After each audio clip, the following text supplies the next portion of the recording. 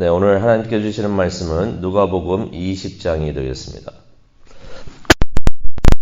누가복음 20장 9절부터 19절까지의 말씀이 되겠습니다.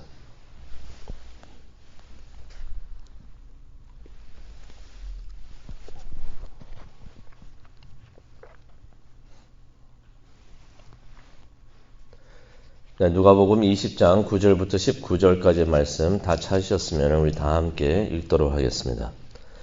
그가 또 이 비유로 백성에게 말씀하시기 시작하시니라. 한 사람이 포도원을 만들어 농부들에게 새로 주고 타국에 가서 오래 있다가 때가 이름에 포도원 소출 얼마를 바치게 하려고 한 종을 농부들에게 보내니 농부들이 종을 몹시 때리고 거저 보내었거늘 다시 다른 종을 보내니 그도 몹시 때리고 능욕하고 거저 보내었거늘 다시 세 번째 종을 보내니 이 종도 상하게 하고 내쫓는지라. 포도원 주인이 이르되 어찌할까? 내 사랑하는 아들을 보내리니 그들이 혹 그를 존대하리라 하였더니 농부들이 그를 보고 서로 의논하여 이르되 이는 상속자니 죽이고 그 유산을 우리의 것으로 만들자 하고 포도원 밖에 내쫓아 죽였느니라. 그런즉 포도원 주인이 이 사람들을 어떻게 하겠느냐? 와서 그 농부들을 진멸하고 포도원을 다른 사람에게 주리라 하시니 사람들이 듣고 이르되 그렇게 되지 말지어나 하거늘 그들을 보시며 이르시되 그러면 기록된 바 건축자의 버린 돌이 모퉁이의 머릿돌이 되었느니라 함이 어찌미냐. 무릇 이 돌 위에 떨어지는 자는 깨어지겠고 이 돌이 사람 위에 떨어지면 그를 가루로 만들어 흩으리라 하시니라. 서기관들과 대제사장들이 예수의 이 비유는 자기들을 가리켜 말씀하심을 알고 즉시 잡고자 하되 백성을 두려워하더라. 아멘. 하나님, 오늘 이 시간 예수님의 비유를 통해서 하나님의 메시지를 우리가 받기를 원합니다. 이 시간을 함께하여 주시옵소서. 예수님의 이름으로 기도합니다. 아멘. 종교 지도자들이 예수님께서 무슨 권위로 성전에서 상인들을 내쫓았는지 물어봅니다. 예수님께 와가지고 물어보죠. 근데 가만히 들어보면 그게 아닙니다. 물어보는 게 아니라 따지는 거 있었습니다. 말이 나온 김에 예수님께서 무슨 권위로 평소에도 성전에서 말씀을 가르치셨는지 종교 지도자들이 예수님께 따집니다. 근데 듣다 보면은 따지는 게 아니고 예수님을 신문하는 것 같습니다. 이 권위를 준 자가 누구냐? 어서 우리에게 말하라. 그러지 않아도 그동안 예수님께서 성전에서 가르치실 때마다 이들이 참 불편하게 생각을 했었었는데 이번에는 아예 예수님의 정체를 조사하려고 하는 것 같습니다. 아니 저런 천한 나사렛 출신이 목수라고 들었는데 도대체 무슨 권위로 이러고 있는지 어떻게 보면은 예수님의 신형 조사를 하기를 원했던 것 같아요. 근데 예수님께서 순순히 그들의 계획대로 말씀을 하지 않으십니다. 우리가 어저께 이 내용을 봤죠. 근데 오늘 말씀을 보다 보니까 예수님께서 무슨 권위로 말씀을 하시는지 말씀은 안 하시다가 갑자기 비유를 말씀해 주십니다. 근데 그 비유가 포도원 농부의 비유였던 것이에요. 근데 이 종교 지도자들이 이 비유를 가만히 듣다 보니까 기분이 매우 나빠집니다. 예수님께서 이 비유를 자신들을 빗대어 하신 말씀이라고 깨달았기 때문에 이들이 무척이나 기분 나빠했던 것입니다. 근데 이 비유는 예수님께서 무슨 권위로 성전을 정결하게 하셨고 무슨 권위로 하나님의 말씀을 성전에서 전하고 계셨는지 그러한 본인의 권위에 대한 말씀을 전해주고 계셨던 것이에요. 근데 이 종교 지도자들이 참 딱하죠. 무슨 권위로 네가 이렇게 하고 있냐라고 우리에게 말하라 라고 말을 이렇게 물어봤을 때 예수님께서 말씀을 해 주시는데도 그것을 깨닫지를 못합니다. 또 깨달은 다음에도 예수님께서 말씀하시는 그 권위에 대해서 그 말씀을 듣고서도 잘 받아들이지도 못하는 그러한 종교 지도자들의 모습을 오늘 이 말씀을 통해서 봅니다. 포도원 농부 비유를 우리가 보도록 하겠는데요. 예수님께서 9절에 보니까 이런 말씀을 하십니다. 한 사람이 포도원을 만들어 농부들에게 새로 주고 오랫동안 타국에 떠나 있었다라는 말씀을 9절에 하십니다. 그러다가 그 주인이 10절에 보니까 포도를 수확할 때가 되자 그의 종들을 농부들에게 보냅니다. 보내가지고 열매 소출에 다도 아니고 얼마를 받아오라고 그렇게 명을 내립니다. 그러면은 그 농부들이 그렇게 했어야죠. 포도원의 주인이 그것을 원하는데 자신들은 주인이 아니고 주인이 따로 있는데 주인이 와가지고 이것을 맡겼으니 그 수확한 것에 얼마를 달라 했을 때 그대로 주었어야죠. 이 농부들은 어떤 사람들이었습니까? 가진 것이 없던 사람들이에요. 가진 것이 없었는데 포도원 주인이 그들에게 포도원을 맡겨가지고 운영하게 하니 얼마나 감사한 일입니까? 그러니 포도원 주인이 와가지고 수확의 일부를 달라고 할 때는 감사합니다. 여기 있습니다. 이거 다 주인 것입니다. 라고서 주었어야죠. 그리고 주인이 포도를 수확할 때가 됐었을 때 다 달라고 한 것도 아니에요. 다 달라고 하면은 좀 약간 그렇죠. 열심히 일을 해가지고 열매를 맺었는데 그거 다 달라고 하면 좀 그럴 수도 있는데 다 달라고 한 것도 아니고 그 중에 일부를 달라고 했던 것입니다. 이것도 얼마나 감사할 일입니까? 그런데 10절에 보니까 이 농부들이 주인이 보낸 그 종들을 몹시 때립니다. 때려가지고 빈손으로 돌아가게 합니다. 주인 입장에서 이걸 보면은 무척이나 화가 날 만하죠. 이거 내 땅인데, 내 포도원인데, 내가 내 것 달라고 하는데 이 농부들이 마치 그것이 자기 것인들 이렇게 생각을 하고 있었는지 그렇게 종들을 몹시 때리고 빈손으로 돌려보냈던 것이에요. 하지만 이 주인이 참습니다. 화를 낼 만한도 한데 참고 다른 종을 보냈다라는 말씀이 11절에 나옵니다. 그런데 이 농부들이 이번에도 종을 때리고 모욕을 하고 능욕을 하고 그리고 그대로 돌려보내는 것이에요. 주인이 이번에도 또 참습니다. 농부들을 생각해서 참은 것 같아요. 이 농부들 내가 더 참는다. 계속 참으십니다. 그러면서 또 다른 종을 보내십니다. 이것이 세 번째입니다. 그런데도 12절에 보니까 그 농부들이 이 종도 마찬가지로 상처를 입히고 돌려보내는 것이 쫓아내는 것이에요. 그러자 이 주인이 이번에는 13절에 보니까 아들을 보내려고 합니다. 미운 아들도 아니고요. 이 주인이 사랑하고 있었던 귀한 아들을 대신 보내는 것이에요. 본인을 대신해서 대표해서 보내는 거죠. 집안을 대표해서 보내는 것입니다. 그러면서 이렇게 생각을 합니다. 이번에는 이 농부들이 내 아들인데 종도 아니고 내 아들인데 그들이 내 아들을 존중할 것이다 라고서 생각을 합니다. 근데 이 내용은 우리가 잘 알고 있잖아요. 이 농부들 그런 말이 있죠. 간이 배 밖으로 나왔다라고 그런 표현하는 것이 있는데 그랬던 것 같아요. 눈에 보이는 것이 없었던 것 같습니다. 더욱더 악한 일을 도모를 합니다. 근데 여기서 우리가 한 가지 알 수 있는 진실이 있는데요. 사람들이 악한 일을 할 때 스탑할 줄을 알아야 돼요. 스탑할 줄을 알아야 되는데 스탑을 하지 않으면요. 이 비유에서도 그대로 나오죠. 더욱더 악한 일을 합니다. 스탑을 해야 되는 곳에서 스탑을 하지 않고 회개하지 않고 계속 악한 일을 하다 보면은 더욱더 심하게 악한 일을 하는데 이 농부들이 어떻게 했습니까? 맨 처음에는 종들을 때리고 능욕하고 돌려보내고 그런 일을 막 하더니 몇 번 하다 보니까 간이 배 밖에 나온 거예요. 주인의 아들이 왔는데도 스탑하지를 못하고 그 아들을 어떻게 합니까? 때린 다음에 14절에 보면 이런 말을 합니다. 이 아들은 주인의 상속자이니 그를 죽이자. 그런 포도원이 우리의 것이 될 것이다. 이제는 완전히 강도가 돼버립니다.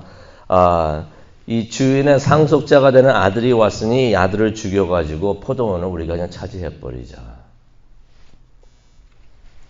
그리고는 15절에 보니까 실제로 그 아들을 포도원 밖에 내쫓아가지고 죽였다라는 말씀이 15절에 나옵니다. 이 비유는 우리가 잘 알고 있습니다. 주인은 누구십니까? 하나님이신 것이에요. 농부들은 종교 지도자들을 말하고 있습니다. 대제사장들하고 서기관들하고 또 백성의 지도자라고 누가복음 19장에 나와 있고 그 백성의 지도자들이 누구인지 20장 1절에 나오죠. 장로들이었다고 말을 하고 있는 것이에요. 종교 지도자들. 하나님을 가장 잘 알고 그러한다는 사람들이 바로 그 사람 농부들이었던 것이에요. 종들은 누구였습니까? 아시다시피 선지자들을 의미하고 있습니다. 아들은 누구이십니까? 예수 그리스도를 가리키고 있는 것이에요. 하나님께서 좋은 땅과 은혜를 이스라엘에게 주셨습니다. 주셨을 때는 어떤 의미가 있습니까? 내 것을 너희에게 주었는데 너희들은 이것을 잘 운영을 하고 관리를 해서 영적 소출을 가져라라고 말씀을 하시는 것이에요. 땅을 그냥 내버려서 두고 마음대로 하라는 거 하시는 것이 아닙니다. 열매를 맺으라는 것입니다. 관리를 잘 하라는 것입니다. 운영을 잘 하라는 것이에요. 영적으로 열매를 맺으라는 것입니다. 우리들도 하나님께서 우리에게 주신 영적 축복과 은혜가 있는 줄로 믿습니다. 우리 마음대로 아무렇게나 관리하라는 것이 아니에요. 하나님의 뜻에 맞게 영적으로 열매를 맺으라는 것입니다. 열매를 맺으라는 것이에요. 그리고 그것의 얼마를 하나님께 바치라는 것입니다. 왜 줬다가 또 뺐나라고 생각할 것이 아니라 우리가 바친다는 것은 어떤 의미가 있냐면요. 이게 내 것이 아니고 하나님 것입니다. 하나님의 것, 하나님께 바칩니다라는 의미가 있는 줄로 믿습니다. 그래서 사역의 모든 것들도 그렇고요. 또 11조나 헌금이나 이것이 언제 가능하냐면요. 이것이 내 거다라고 생각을 하면 절대로 하나님께 못 드립니다. 사역하는 것도요. 이게 내 거다 생각을 하면은 하나님 뜻대로 사역을 못 합니다. 11조도요. 절대로 못 합니다. 이거 내 건데 돈 아까워서 이거 어떻게 바치나. 절대로 못 해요. 근데 이 모든 것이 하나님의 것이고 하나님께서 우리에게 청지기로 불러주시고 관리하도록 맡겨주셨으니 이것을 열매를 맺어가지고 하나님께 이만큼 일을 했습니다라고 보고합니다 하면서 하나님께 바친다고 생각을 하면은 11조가 가능합니다. 사역도 하나님 뜻대로 하게 됩니다. 내 뜻대로가 아니고 모든 것이 그렇게 되는 것이에요.